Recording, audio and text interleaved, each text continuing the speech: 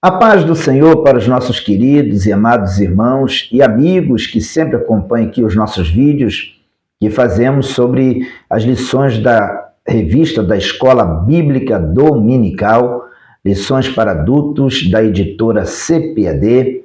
Estamos estudando mais um trimestre deste ano de 2024, o terceiro trimestre deste ano.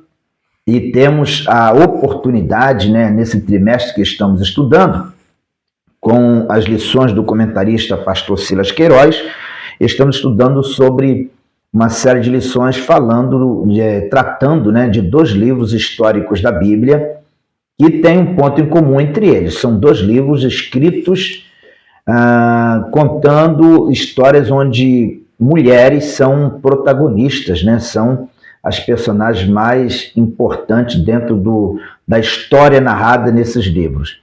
E são livros escritos que têm o nome dessas mulheres, Ruth e também Esther, são as mulheres que estão em evidência na narração desses dois livros.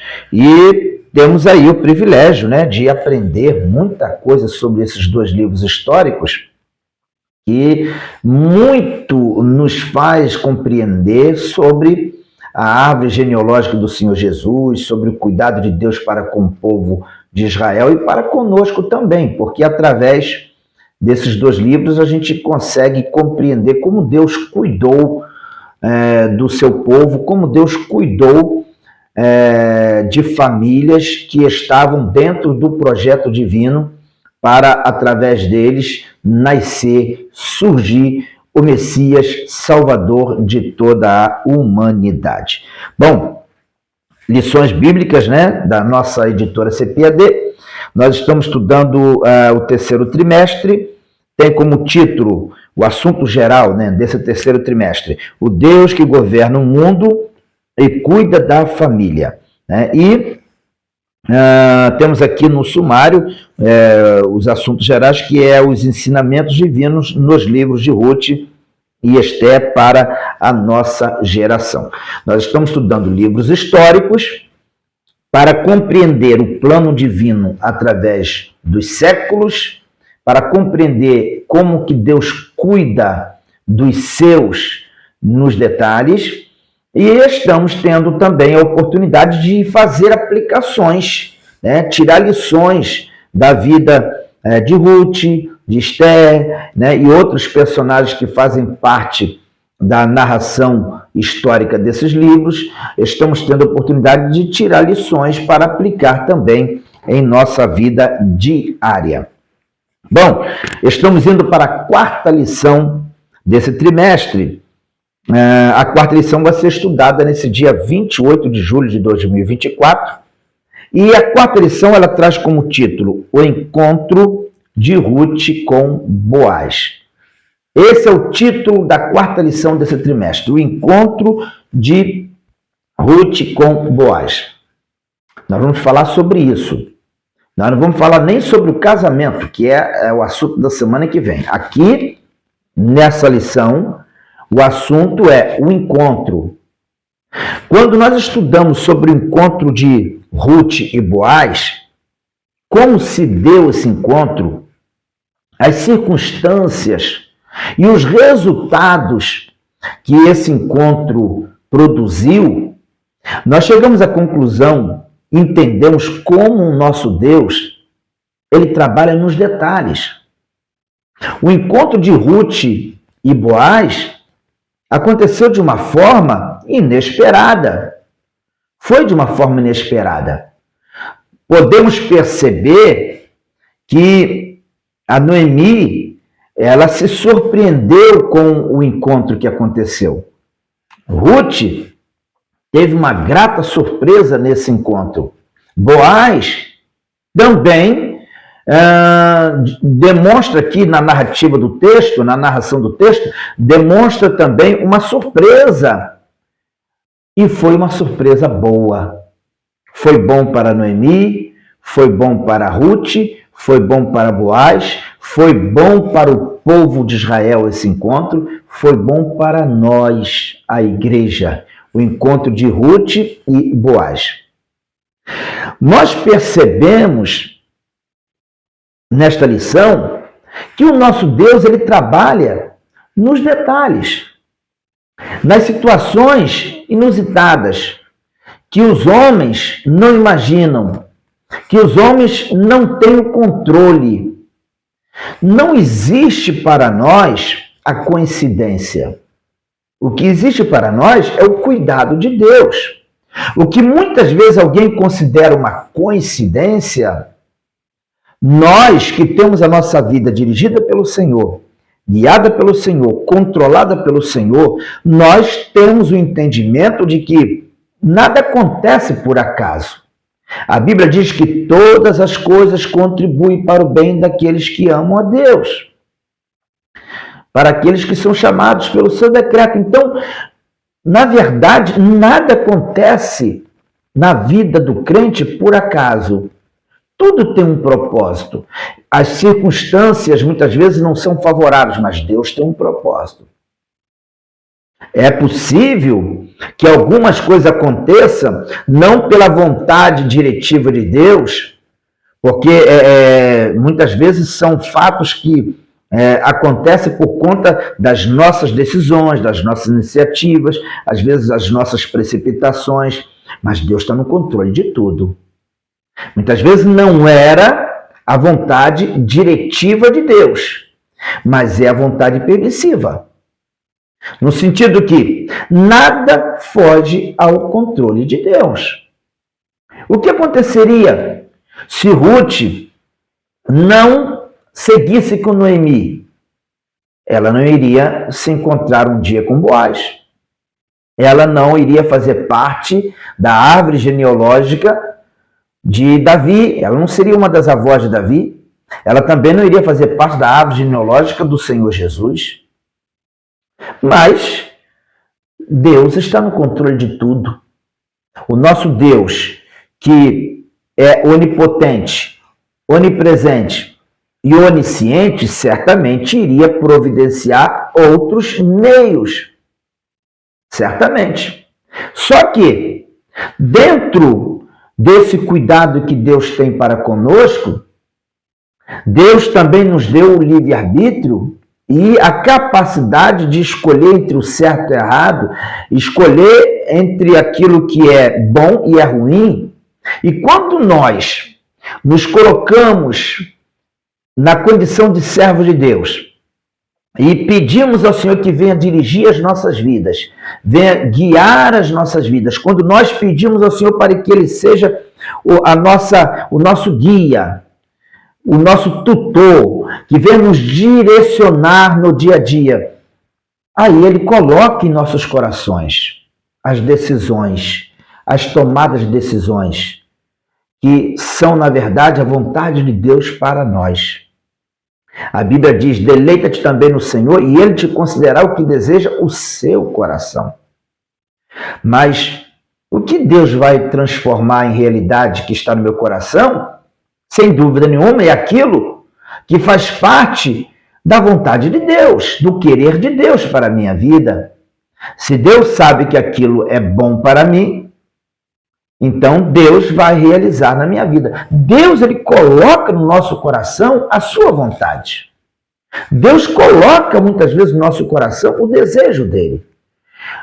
Cabe a nós entender isso e não resistir à vontade de Deus, porque se eu quiser eu posso resistir, mas se eu aceitar, se eu acatar, se eu me deixar ser guiado pelo Espírito Santo de Deus, as decisões que eu vou tomando na minha vida serão decisões acertadas e Deus vai preparando o caminho. Deus vai aplainando o caminho para que eu possa prosseguir, avançando, crescendo e prosperando. Ora, olha que coisa linda foi a vida de Ruth. Nós estudamos na semana passada, Ruth e Noemi, ainda nas terras de Moabe, Ruth tomando a decisão de seguir a Noemi para servir ao Deus de Noemi. E agora, nessa lição de hoje, nós já encontramos as duas nas terras de Israel. As duas já estavam nas terras do seu povo, no caso Noemi. E aí nós encontramos aqui Ruth, uma mulher que abandonou os seus deuses, a sua família, para seguir e servir ao Deus de Israel. Ou seja, ela se converte, ela toma uma posição na sua vida espiritual. Ela passa agora a ser mais uma serva de Deus. Isso é o que acontece na prática da vida de Ruth. Então, a partir daqui, Deus está direcionando a vida dela. A partir do momento que ela se coloca como serva do Deus Altíssimo, Deus dirige a vida de Ruth. E agora, nós encontramos Ruth não por uma questão de coincidência, mas por um cuidado de Deus. Ruth vai parar nas terras de Boaz, que seria o seu remidor e iria ser o seu esposo também, dando continuidade ao projeto divino para que, através dessa família, viesse o Messias, o Salvador de todo mundo. Então, a gente observa aqui, eu trouxe aqui essa introdução longa, de 11 minutos aqui, para dizer para vocês o seguinte: não existe coincidência para aqueles que servem a Deus. Existe o cuidado de Deus, o cuidado do Senhor. Não existe coincidência para nós. Existe a direção de Deus, o cuidado de Deus, que está a todo momento nos guardando, nos livrando, nos fazendo entender qual tomada de decisão precisamos ter em cada situação, em cada circunstância, para que nós possamos seguir bem. Tá certo? Bom, então nós observamos aqui que o encontro de Ruth com Boaz, o encontro por si só já foi algo sobrenatural. Às vezes, Deus nos faz se encontrar com pessoas que vai fazer tanta diferença na nossa vida. Foi o que aconteceu com Ruth. Ruth não imaginava que ia acontecer. Ruth, honestamente, não esperava isso. Mas o encontro com Boaz mudou o cativeiro, mudou a história. Quantas vezes isso não acontece conosco? Quantas vezes? A nossa vida, ela muda através de um encontro. Um amigo, uma pessoa que se apresenta de Deus para nos ajudar. Também tem encontros que causam destruição. O encontro com alguém, a aproximação com alguém, pode fazer muita diferença em nossas vidas, às vezes negativa, quando está fora da vontade de Deus, quando está fora da direção de Deus. Mas quando esse encontro é algo proporcionado por Deus, preparado por Deus, quando Deus é o que está trazendo tal pessoa para se aproximar de nós, aí é só bênção, é só vitória. O encontro de Ruth e Boaz foi uma bênção para eles, para a família toda, foi uma bênção para Israel, foi uma bênção até para nós. Mas por que foi uma bênção? Porque foi Deus que preparou. Foi Deus. Quando o encontro é uma obra divina, todo mundo sai feliz nessa história. Todo mundo se torna feliz na história. Quando o encontro é uma obra de Deus, não tem confusão, não tem atritos, não tem adversidades. Quando o encontro é proporcionado por Deus, o Espírito testifica, há uma testificação, o Espírito testifica conosco, e aí a interação, a comunhão passa a ser perfeita e as bênçãos de Deus, elas são derramadas. Tá certo? Então, essa lição aqui até nos ajuda a compreender, Até um casamento, até o encontro, né, com aquela pessoa amada, quando ela é direcionada por Deus, é bênção. Embora o casamento é uma escolha pessoal, é uma escolha do ser humano. É uma escolha. Se é uma escolha, a responsabilidade é toda nossa. Mas quando o jovem, a jovem, quando o rapaz, a moça, procuram fazer isso na direção de Deus, deixar que Deus venha direcionar, que coisa maravilhosa. Que especial encontro será, né? Quando Deus está na direção de tudo. Quando Deus não está na direção, dá tudo errado. Tudo vai para trás. Ou seja, o nosso Deus é Deus de detalhes. É Deus de detalhes. E Ele se importa com quem você se relaciona. Ele se importa com quem você está se alinhando. Deus se importa com seus amigos, com seu relacionamento conjugal. Deus se importa. E Deus quer te abençoar. Deus quer nos abençoar nisso. Só que é preciso que Deus esteja na direção das nossas vidas para que esses encontros sejam dentro da vontade de Deus e não dentro da nossa própria vontade. Bom, o nosso textuário diz assim: o Senhor galardoe o teu feito e seja cumprido o teu galardão do Senhor, Deus de Israel, sob cujas asas te vieste a abrigar. Ruth, capítulo 2, versículo 12, essas palavras foram ditas por Boaz, ainda quando ele estava ali começando a conversar ali com Ruth, nas suas primeiras conversas com Ruth, e aqui a gente observa ele trazendo palavras abençoadoras para Ruth, né? Porque ele já havia ouvido coisas extraordinárias sobre Ruth. Depois eu vou falar sobre isso lá na leitura bíblica em classe. A verdade prática diz assim: o verdadeiro e puro modelo de bondade é servir uns aos outros de coração, confiando na fidelidade e justiça de Deus. O que a gente encontra no livro de Ruth aqui é uma série de gestos de gratidão, de amor e de bondade, né? Ruth se apegou à sua sogra e resolveu cuidar dela, mesmo sabendo que Noemi não tinha nada a oferecer para ela. Mas Ruth resolveu fazer. Como está escrito aqui, ó, o verdadeiro e puro modelo de bondade é servir uns aos outros de coração. O que Ruth podia esperar daquela idosa mulher chamada Noemi? Da velha Noemi? Nada. Casamento? Nem pensar. Uma vida confortável em Israel? Nem pensar. Noemi estava voltando sem saber o que ela ia encontrar. Ela nem sabia se ia chegar em Israel. No entanto, Ruth resolveu ajudá-la, resolveu estar com ela, resolveu cuidar dela, custe o que custar.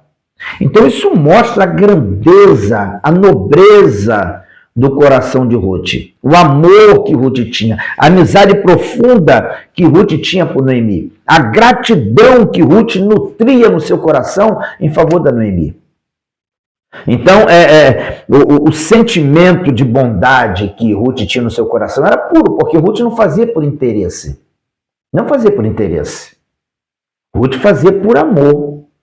Ela não fazia esperando receber alguma coisa em troca. Ela fazia como forma de gratidão, porque também Noemi, com certeza, foi uma ótima sogra, foi uma mãe para ela. Então, Ruth estava retribuindo o gesto de gratidão de Noemi, tá certo? E depois, quando Ruth chega em Israel, ela vê Boaz retribuindo esse gesto de gratidão também. Porque quando Boaz toma conhecimento de quem é Ruth, ele, por livre e espontânea vontade, resolve também ajudar a Ruth.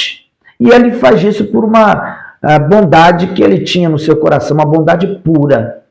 Você não vê segundas intenções em Boaz, você vê aqui Boaz tentando recompensar a Ruth por tudo que Ruth havia feito de bom para Noemi. É isso que a gente encontra aqui. Então vamos lá, leitura bíblica em classe, Ruth capítulo 2, versículo 1 até o 4, versículos 11, 12 e 14.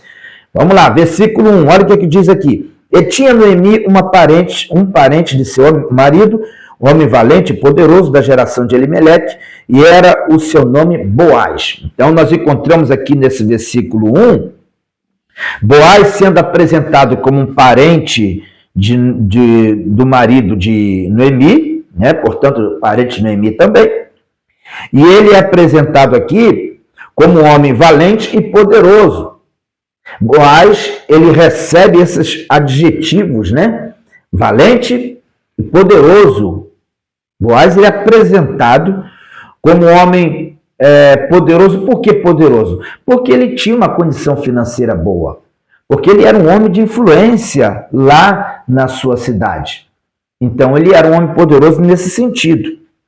E era um homem valente no sentido de ser um homem de caráter, de conduta correta, né? Um homem firme. Ele não era um homem de língua dobre, de duas palavras. Ele era um homem firme.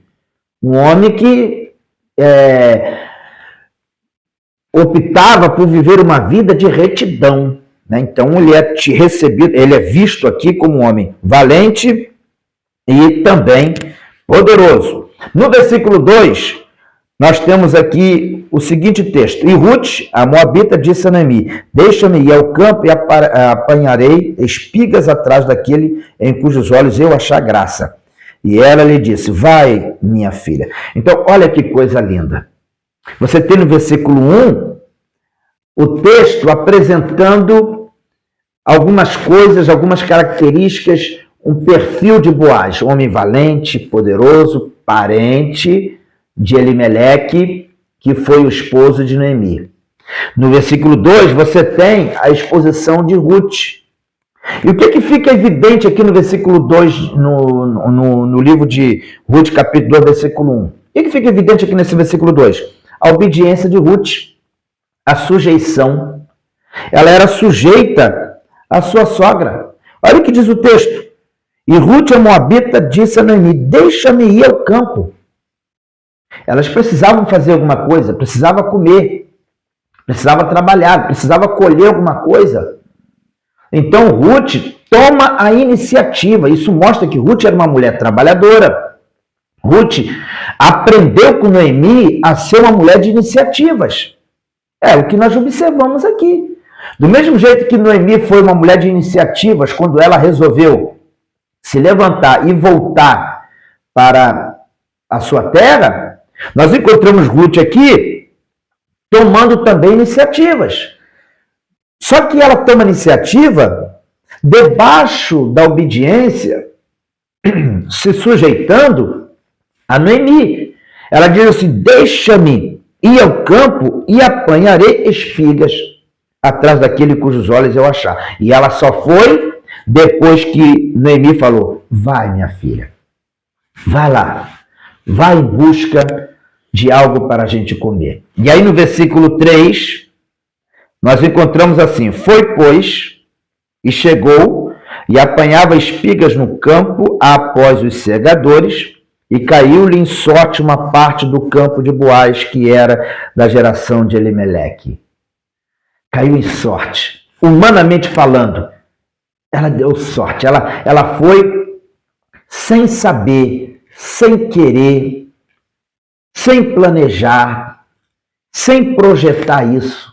Ela foi em busca de campos para colher, né? E os restos, né? O que sobrava da colheita feita pelos fazendeiros. Né? Havia uma lei em Israel em que o fazendeiro, quando ele fizesse a sua colheita, deixasse os rabiscos para os pobres, para aqueles que não tinham como se manter, passasse depois e fizesse a sua colheita. Observe que a comida, as espigas, não eram entregues na mão das pessoas, não. Eles tinham que ir trabalhar.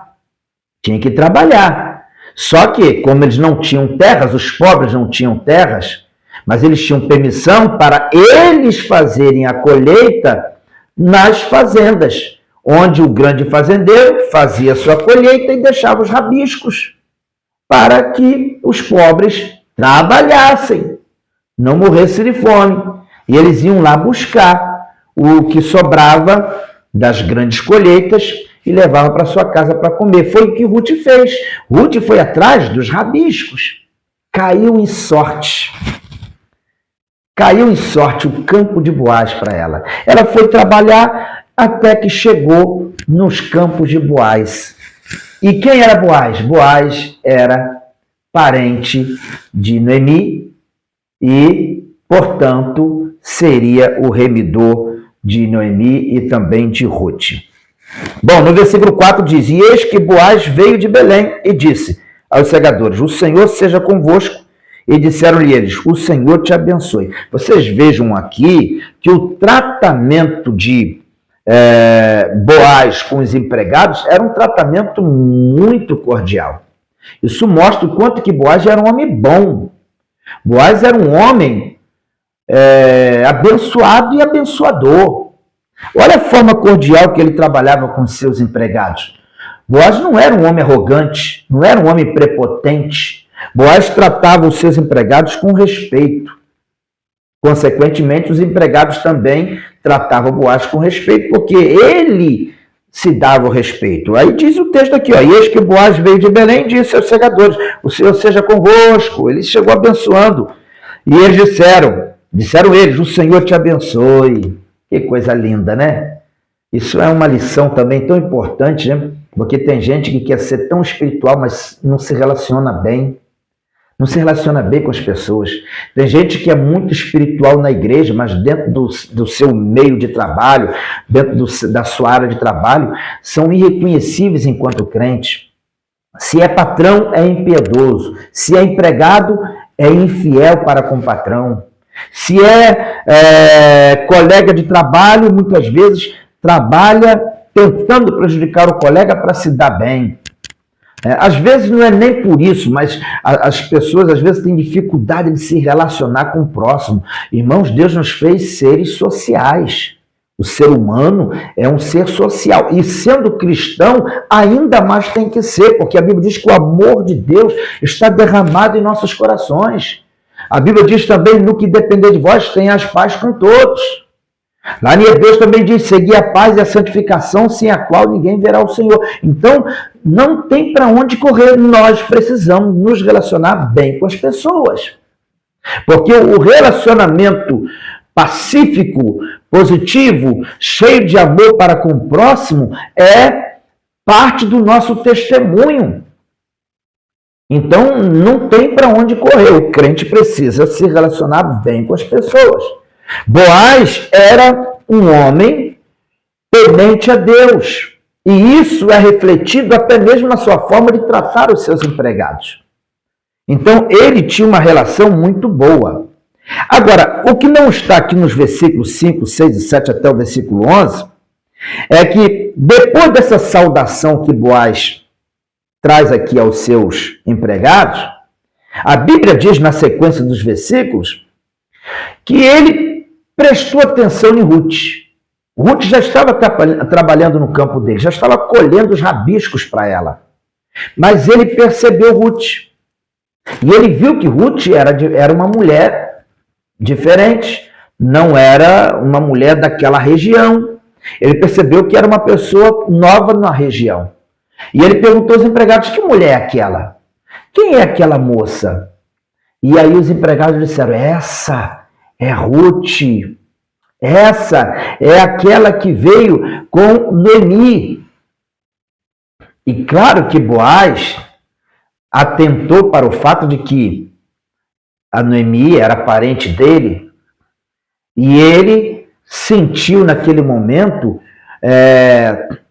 um carinho, um amor, uma consideração muito grande por Ruth, porque ele tomou conhecimento ali do bem, de tudo que Ruth estava fazendo de bom em favor da Noemi. E isso comoveu o coração de Boaz. Ruth, ela estava ali trabalhando, e enquanto trabalhava, Boaz estava ouvindo dos seus empregados quem era ela e o que ela havia feito. Meus irmãos, quando a gente chega no versículo 11, nós encontramos Boaz se dirigindo diretamente a Ruth, já sabendo quem é Ruth. Olha o que diz o versículo 11. E respondeu Boaz e disse-lhe: bem se contou quanto fizeste a tua sogra. Bem se me contou quanto fizeste a tua sogra. Depois da morte de teu marido, e deixaste a teu pai e a tua mãe, e a terra onde nasceste, e vieste para um povo que dantes não conheceste. Aí no versículo 12 ele fala: o Senhor galardoe o teu feito e seja cumprido o teu galardão do Senhor, Deus de Israel, cujas asas te vieste abrigar. Ou seja, o testemunho de Ruth chegou primeiro do que a própria Ruth. Quando Ruth chegou ali, o testemunho dela já era conhecido. Quando Boaz perguntou quem era aquela moça, os empregados disseram: essa é Ruth, que veio com Noemi e cuidou de Noemi e continua cuidando de Noemi. Meus irmãos, atenta para esse fato. O seu testemunho, ele chega antes de você em qualquer lugar. Se o seu testemunho de vida for bom, onde você chegar, as pessoas já vão te receber sabendo que você é uma bênção, sabendo que você é um crente fiel, sabendo que você é um servo de Deus, sabendo que você é uma pessoa abençoada. E isso vai abrir portas, isso vai facilitar, isso vai te permitir alcançar bênçãos incontáveis. Mas que coisa triste quando o testemunho do crente é ruim, porque o testemunho ruim também chega primeiro. Quando o crente chega, o testemunho dele chega primeiro. E é muito triste quando o testemunho é negativo. Quando o que chega é fulano, não é aquele trambiqueiro, não é aquele mal pagador, não é aquele que comete erros assim, é ele. Que tipo de testemunho nós estamos dando com a nossa vida? Qual é o testemunho que tem chegado primeiro aos ouvidos das pessoas quando nós chegamos? Quando você chega num lugar, o que chega primeiro a respeito de você? Qual é as palavras que são usadas para te definir na sua empresa onde você trabalha, na escola onde você estuda, na igreja onde você está congregando? Você já pensou alguém chegar numa igreja para congregar e alguém falar assim: pastor, olha, tá vindo para cá, mas olha, é peça encravada, é uma pessoa complicada, é uma pessoa que tem uma vida assim. Você já pensou que coisa triste? Em contrapartida, é maravilhoso quando alguém chega até a nós, mas o testemunho chega antes, o testemunho chega de uma forma positiva. E quando você vai receber a pessoa, você já sabe que está recebendo uma pessoa abençoada de Deus, uma vida exemplar, um testemunho que dignifica o reino de Deus. Aí você recebe de sorrisos abertos. É tão bom quando uma pessoa vai trabalhar conosco e nós já sabemos que aquela pessoa é uma bênção. Tudo fica mais fácil. Quando a pessoa vai estudar na escola, mas o testemunho que chega lá na escola é que fulano é uma pessoa de Deus, de caráter, de vida santa. Vai se mudar para morar numa tal cidade, mas o testemunho chega primeiro. Tá vindo um vizinho aí que é uma bênção. Tá vindo um vizinho aí que é cheio de Deus. Tá vindo um vizinho aí que é homem, que é mulher de oração. Atenta para isso. Quando Ruth chegou em Israel, o seu testemunho chegou primeiro. Quando Ruth foi para os campos de Boaz, o testemunho a respeito de Ruth chegou primeiro. O que está chegando primeiro a respeito de você, hein? O que está chegando antes de você? Coisas boas? Coisas ruins? Bênção?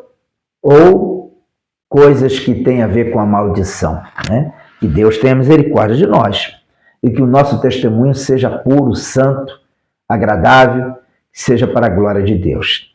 Bom, no versículo 14, para finalizar, o texto diz: e sendo já a hora de comer, disse-lhe Boaz: achega-te aqui e come do pão e molha o teu bocado no vinagre.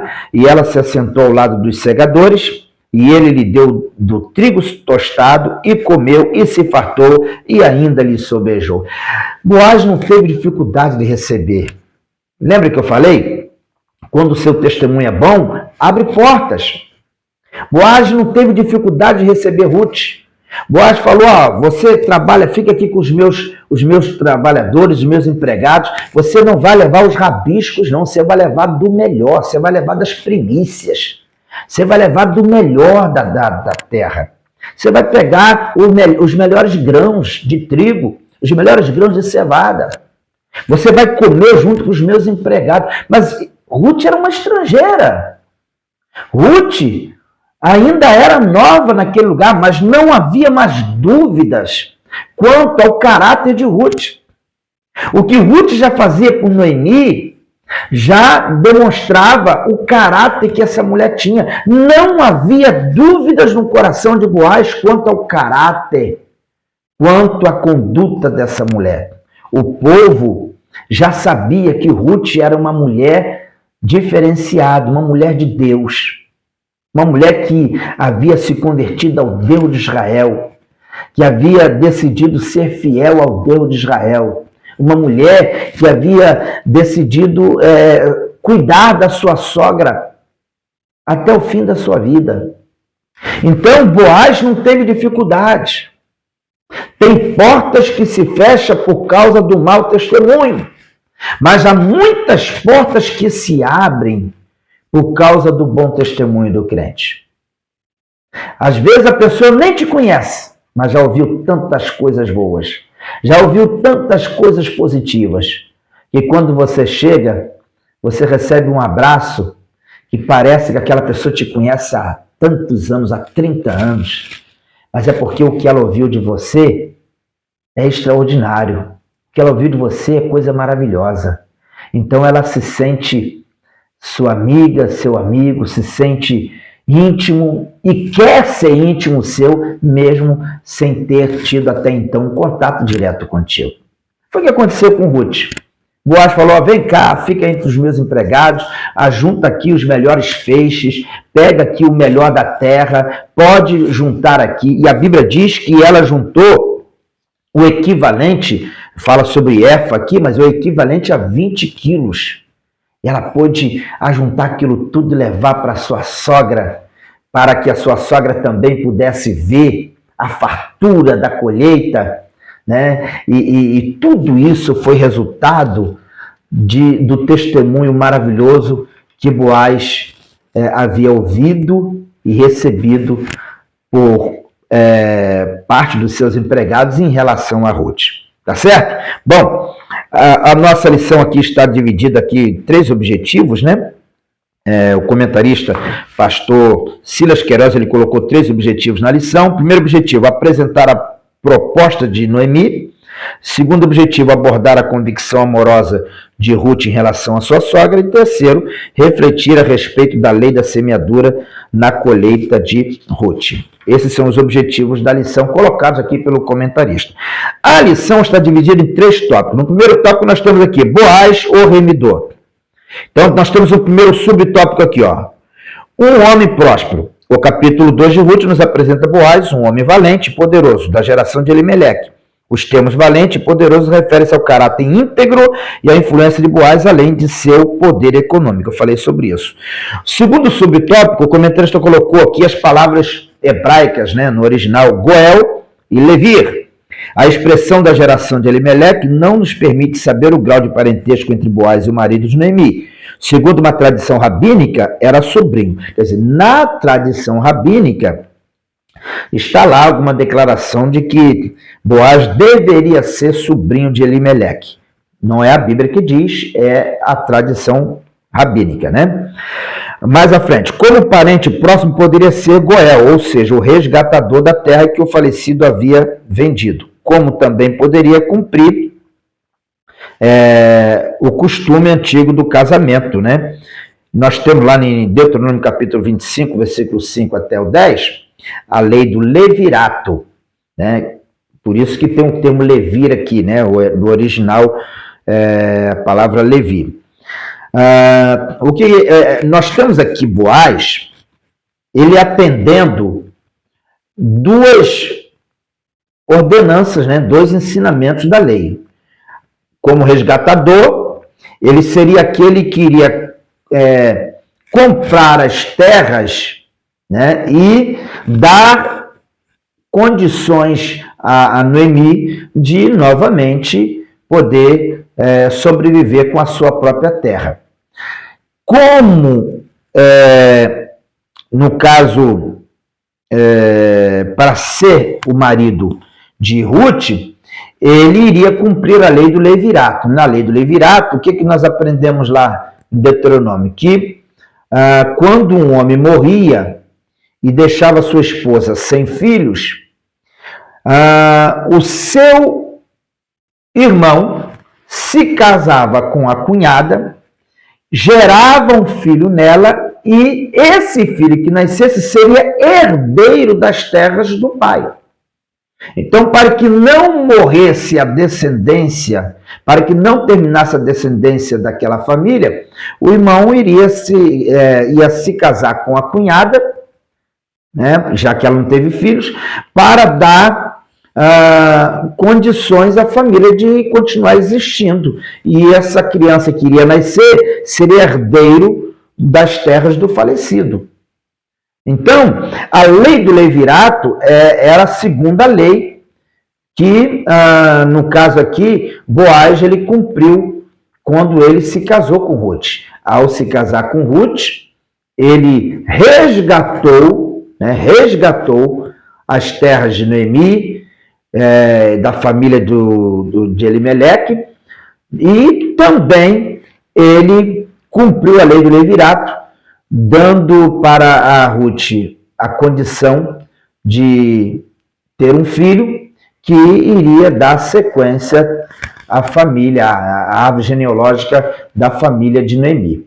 Então, no caso aqui, o Boaz, ele cumpriu essas duas leis aqui, muito interessantes, que era comum nas terras de Israel, essa prática. Sendo que, lá no Pentateuco, a princípio, essa lei do levirato falava do casamento de um irmão com uma cunhada, né, para suscitar descendência. Mas tudo nos leva a crer que essa lei foi ampliada para outros parentes também. No caso aqui, Boaz não era irmão de Malom, né? Nem irmão de Elimeleque, mas ele tinha algum grau de parentesco. E o próprio capítulo 3 aqui vai mostrar, no livro de Ruth, que ele não era nem o parente mais próximo, existia outro que era mais próximo do que ele. No entanto, como o outro rejeitou, não quis ser o remidor, então a vez era de Boaz. Então, tudo nos leva a crer que essa lei do levirato ela foi ampliada para que não só pudesse existir essa relação entre cunhados, no caso, para suscitar descendência, mas também outros parentes poderiam cumprir essa lei para que uma determinada família não fosse extinta, né? Caso alguém morresse e não gerasse filhos na sua esposa. Deu para compreender? Eu acho que deu para ficar claro aí, né? Então, Boaz, ele cumpriu essas duas leis, né? Como resgatador e também a lei do levirato, que nós vamos aprender isso na próxima lição. A lição seguinte vai falar sobre esse assunto aqui com mais detalhes ainda, tá? Mas nesse comentário aqui, o comentarista colocou o seguinte, ó. Vou ler para vocês aqui. A expressão da geração de Elimeleque não nos permite saber o grau de parentesco entre Boaz e o marido de Noemi. Segundo uma tradição rabínica, era sobrinho, certo? Como parente próximo poderia ser Goel, ou seja, o resgatador da terra que o falecido havia vendido, como também poderia cumprir o costume antigo do casamento. Eram duas prescrições distintas contidas na lei de Moisés. A do resgatador previa que quando um israelita ficasse pobre e precisasse vender suas terras, seu parente mais próximo tinha o dever de comprá-las e de volta restituí-las. E se o hebreu fosse comprado como escravo por um estrangeiro, um parente tinha o dever de resgatá-lo.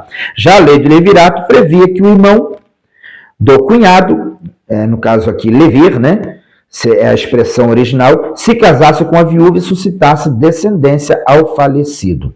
Aí temos Deuteronômio 25, versículo 5 a 10, que fala sobre esse assunto.